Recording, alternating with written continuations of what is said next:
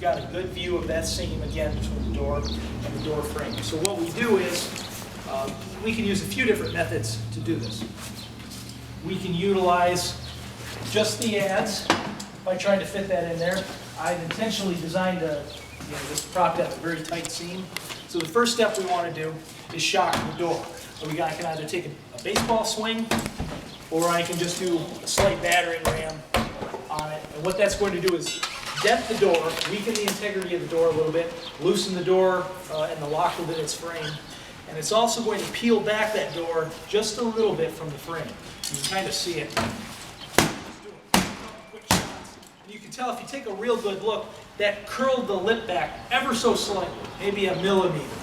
Not very much, but that might be enough for me to get my adze in. If it's not, what I can do is I can have my partner grab the axe. So you grab the axe. Oh! We'll do one real low, just so that you can put your foot on it and stay away from it. Okay. I want you to put the axe blade right there. Just the blade? Yep, just the blade. And then just kind of rest it on the ground. And now just kind of stand up, and if you can't hold it in place with your foot, get out of the way with it, basically.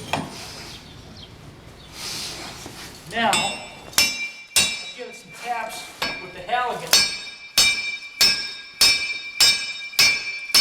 set that in place. Because what's an axe but a simple machine called a wedge? That's all it is a big metal wedge.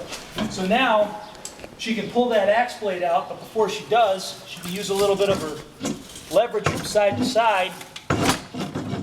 Open that up a little bit. Now she can grab the end of the handle and just pull that axe head out. And you can see that's opened me up a little bit of a gap. Now I can get my adze end in, or my fork end in for that matter. Have my partner tap me in a little bit. So if you axe firefighter, come on back. Hit, stop. And now just like I'm opening up a purchase point for the spreader tips on an extrication, I roll down, I roll up.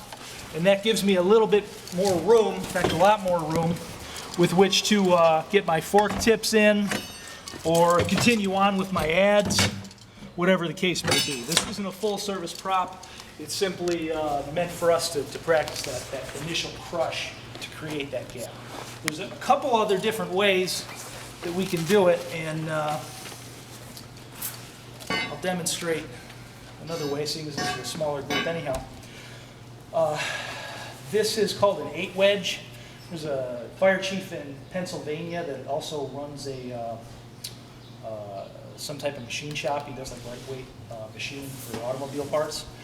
He's also a volunteer fire chief, and he came up with this wedge. It's aluminum. It's really light. I'll let you guys play with it if you'd like.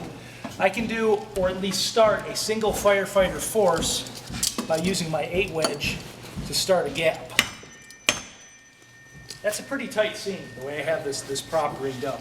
So I give it a couple of quick taps just to get it initially set in place, and then I give it some real hard taps. I'm going to push this prop against the wall so it doesn't shift on me, to set it further in that seam. And you can see it does what a wedge does. It widens. Now, I can't pull that out with my hand, but wedge out, just let it fall to the floor, and I'll pick it up later. And I've got a nice big gap, again, with which to insert the fork tips or the adze at my pleasure. Just get that in there. I don't even theoretically need another firefighter to do this, although it's much more advantageous to have a partner, obviously. So anyway, using whichever method you guys would like to use, feel free.